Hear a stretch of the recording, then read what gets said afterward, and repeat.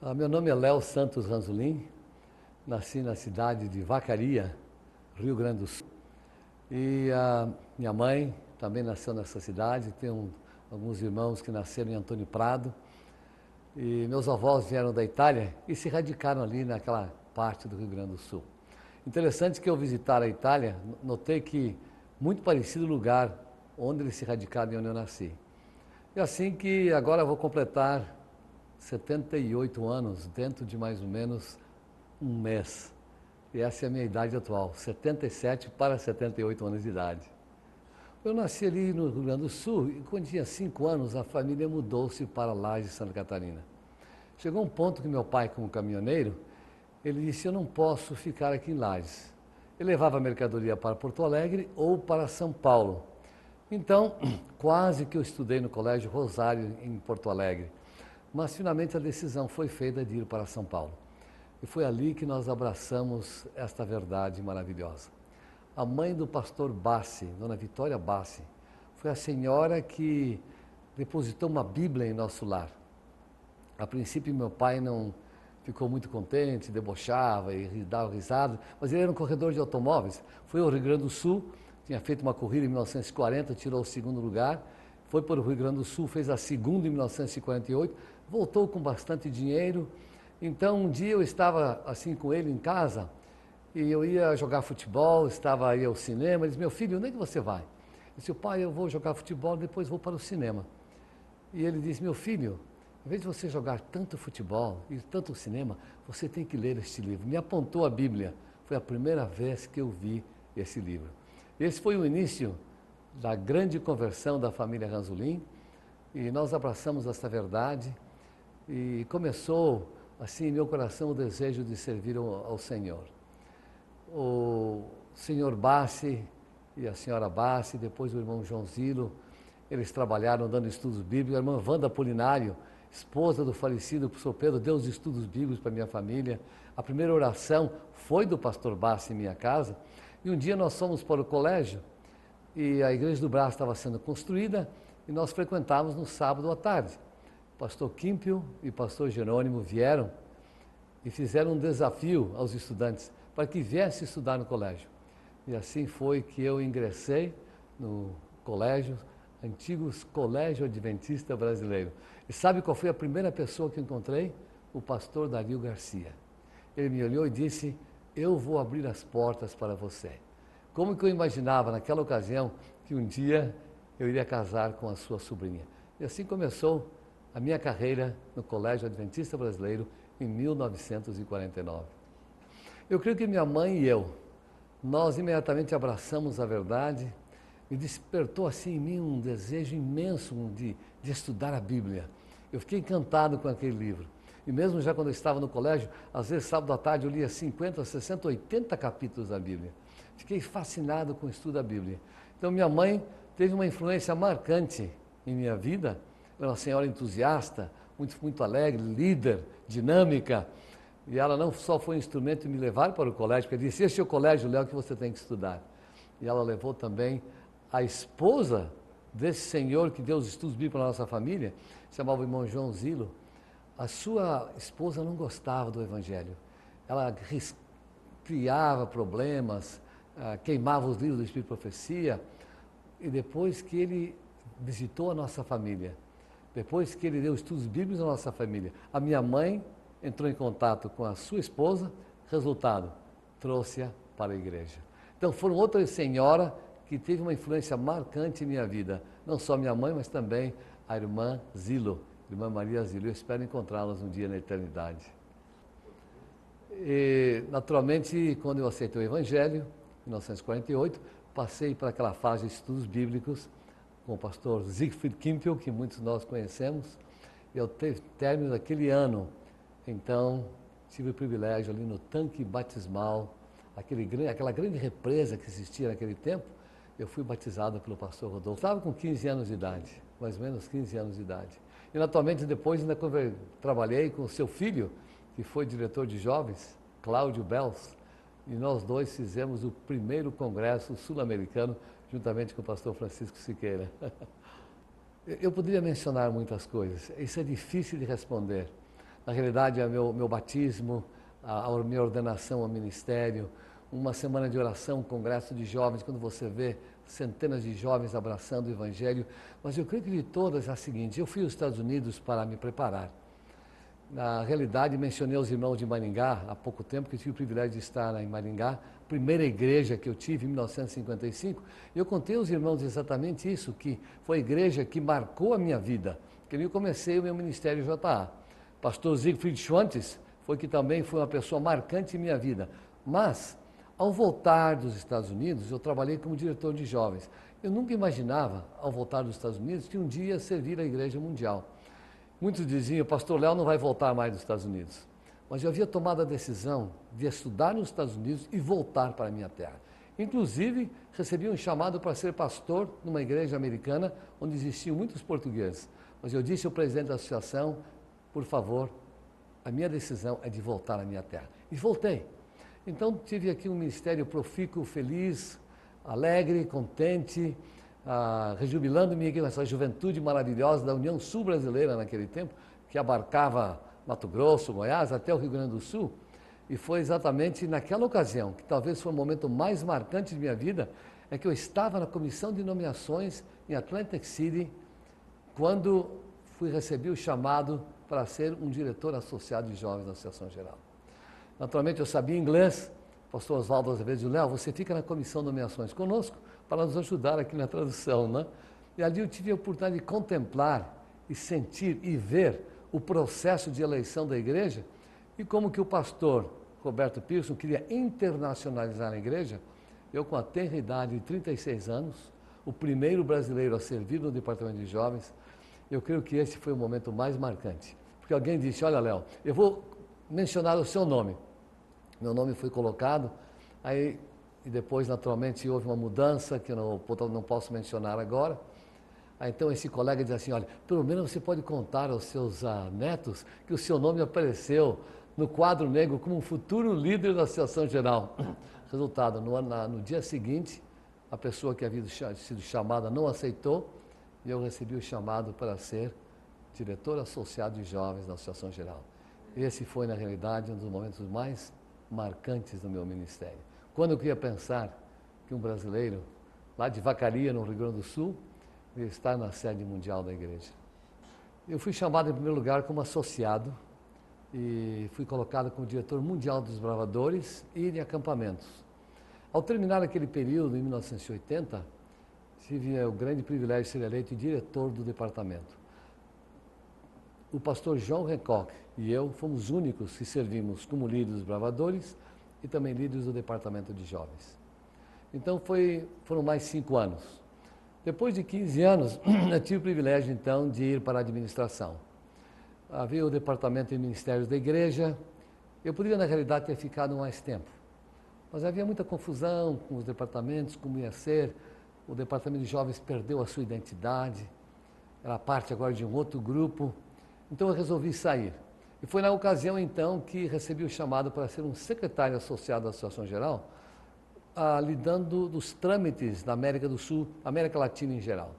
Então, buscando missionários, médicos, dentistas, obreiros para a América Latina. E então, em 1990, quando o pastor Enoque de Oliveira se aposentou, me chamaram para ser o vice-presidente em seu lugar. Eu tive o privilégio de servir por 13 anos ali naquele departamento, naquela posição. Então, foram 33 anos, 15 anos com o departamental e mais 18 anos, diríamos assim, na administração da igreja. E segundo eu entendo, e de acordo com os irmãos ali do Departamento de Arquivos da Associação Geral, isso foi um recorde, porque ninguém permaneceu tanto tempo em liderança de diversos departamentos. E como lhe mencionei, eu tive o grande privilégio, o grande gozo e alegria de ser eleito e reeleito 8 vezes numa Associação Geral da Igreja Mundial. E o pastor Moisés Nigri e eu fomos os primeiros brasileiros a servir a Igreja Mundial. Inclusive, é uma foto histórica, que eu vou lhe dar uma cópia.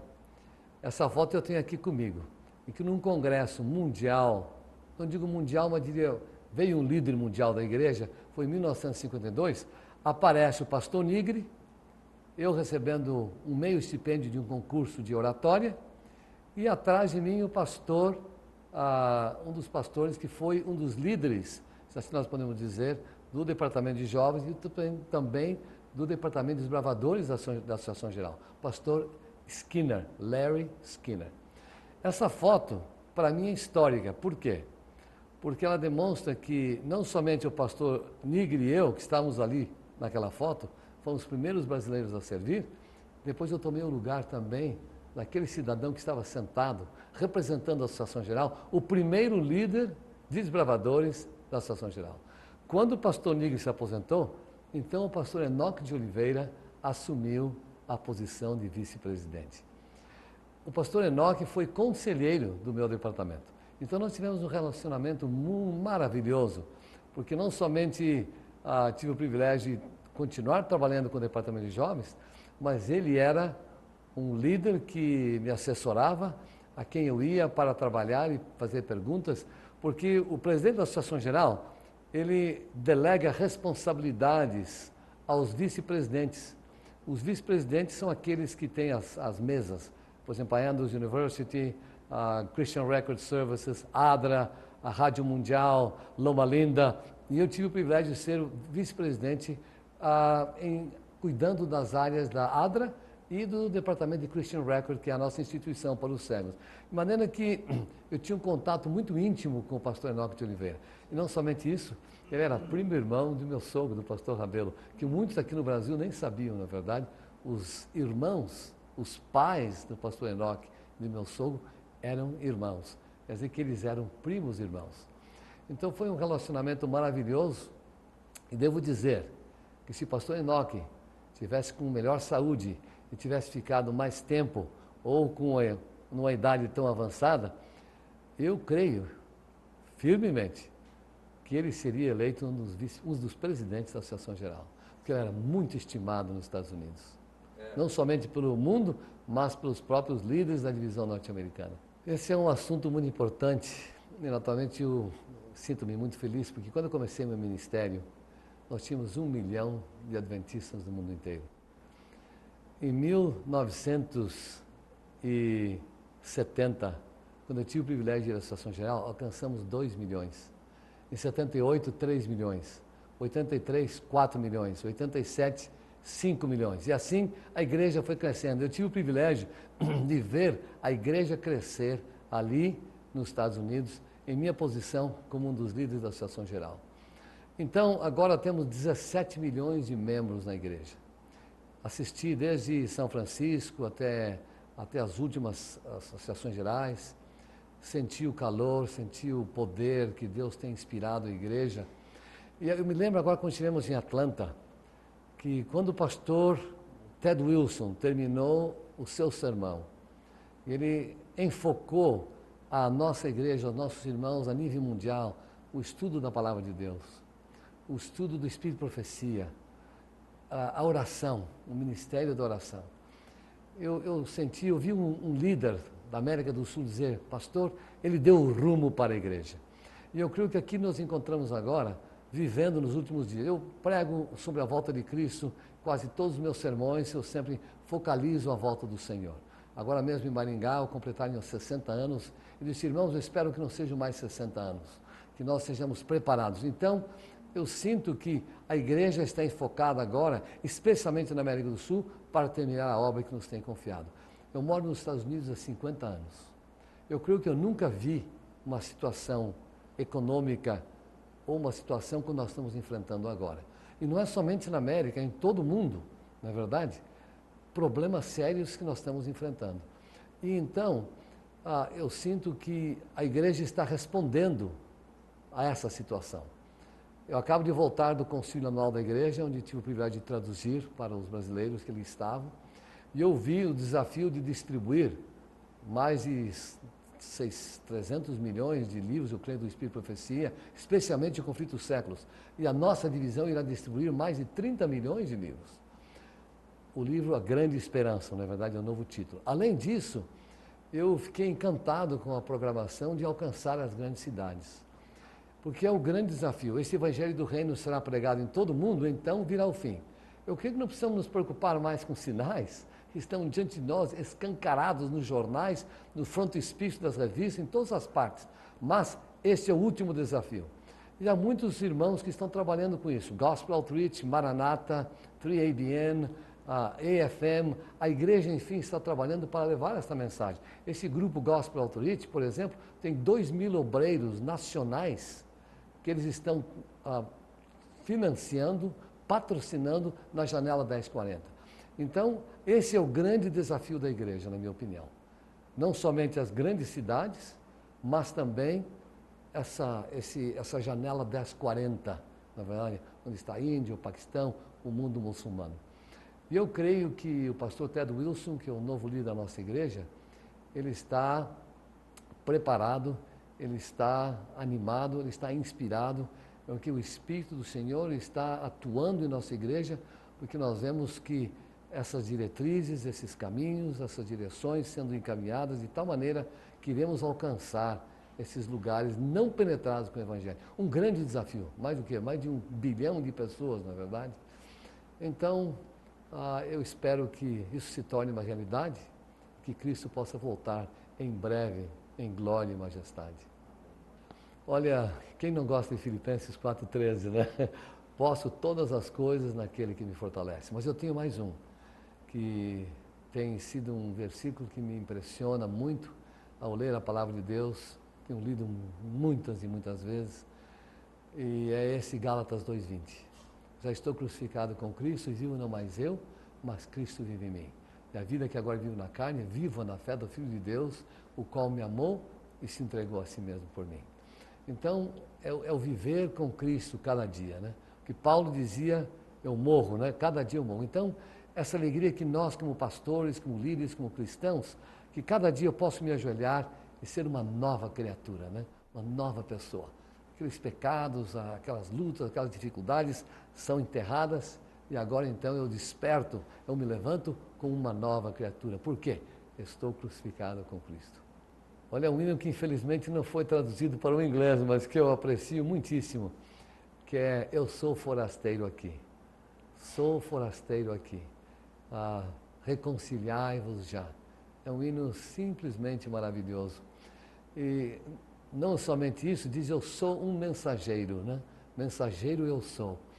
Então, demonstra justamente o nosso ministério, o nosso chamado, que nós estamos aqui não só como forasteiros, como peregrinos nesta terra, mas temos que dar esta mensagem. Deus nos chama como mensageiros. Eu tive esse privilégio de terminar em 1954 e era o meu desejo ser um evangelista, sabe?